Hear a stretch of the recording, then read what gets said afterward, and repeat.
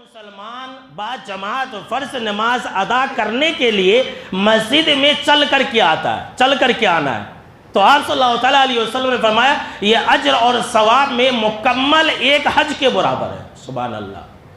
آپ اپنے گھر سے مسجد چل کر کے آئے اور حج کا ثواب کما لے، 1 روپیہ خرچ کرنے کی ضرورت نہیں ہے۔ پھر آگے آپ صلی اللہ تعالیٰ علیہ وسلم نے فرمایا اور جو مسلمان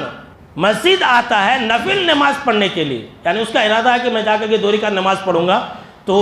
آپ صلی اللہ تعالیٰ علیہ وسلم نے فرمایا کہ یہ اجر اور ثواب میں ایسے گویا کہ اس نے ایک عمرہ کیا، ایک عمرہ کرنے کے برابر ثواب ملتا ہے اگر کوئی انسان چل کر کے آتا ہے۔ اور ایک دوسری حدیث ہے ابو داؤد کی، اس کے اندر ہے کہ آپ صلی اللہ تعالیٰ علیہ وسلم نے فرمایا کہ ایک مسلمان اگر باوضو ہو کر کے مسجد آتا ہے،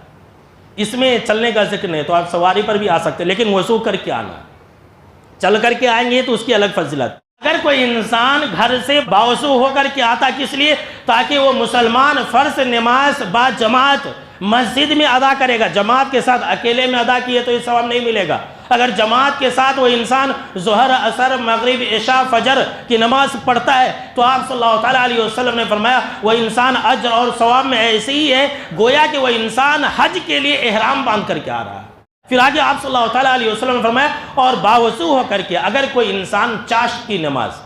اگر وہ چاشت کی نماز اگر ادا کرنے کے لیے آتا ہے تو یہ اجر اور ثواب میں ایسی ہے گویا کہ ایک عمرہ کرنے کے برابر ثواب ملتا ہے۔ یہ اللہ کا گھر، یہ اللہ کا در ایک ایسا در ہے، یہ اللہ کا گھر ایک ایسا گھر ہے جس میں آپ کو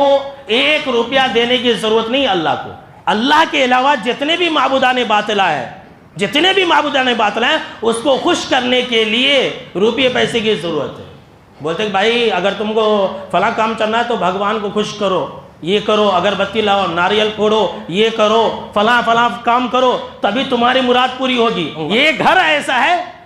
یہاں 1 روپیہ خرچ کرنے کی ضرورت نہیں ہے، ناریل پھوڑنے کی ضرورت نہیں ہے، اگربتی لگانے کی ضرورت نہیں ہے۔